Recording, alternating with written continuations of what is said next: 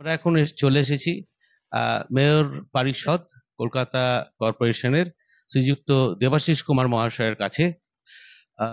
দেবাশিস বাবুর সম্বন্ধে বলার অনেক কিছুই আছে, তবে আজকে আমরা এসে গেছি ওনাকে কাছ থেকে আমাদের পজিটিভ বার্তা যে শিল্পবান্ধব পরিবেশের পক্ষে নারী কল্যাণ, স্বাস্থ্য, শিক্ষা, ট্যুরিজমের প্রসার করে যে একটা সুন্দর সমাজ গড়ে তুলতে চায়, সেই লক্ষ্যে দেবাশিস বাবু আমাদের অনুপ্রাণিত করার জন্য কি বলেন শোনা যাক।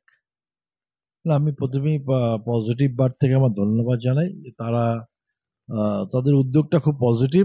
এবং আমি আশা করব নামের সঙ্গে সামঞ্জস্য রেখেই তারা যে মেসেজ সমাজকে দেবেন সেটা একটা পজিটিভ মেসেজ হবে।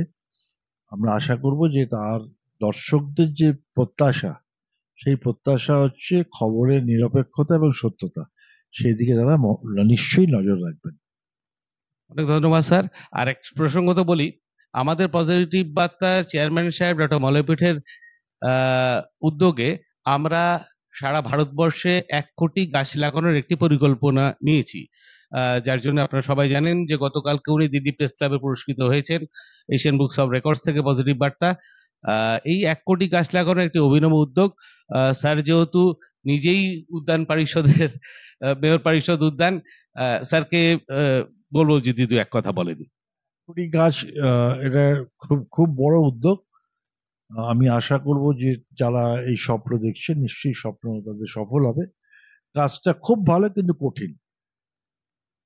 একদম স্যার, আমাদের দৃঢ় বিশ্বাস আপনার মতো মানুষরা যদি আমাদের সাথে থাকেন এই পথ আমরা অতিক্রম করবই। অনেক ধন্যবাদ স্যার।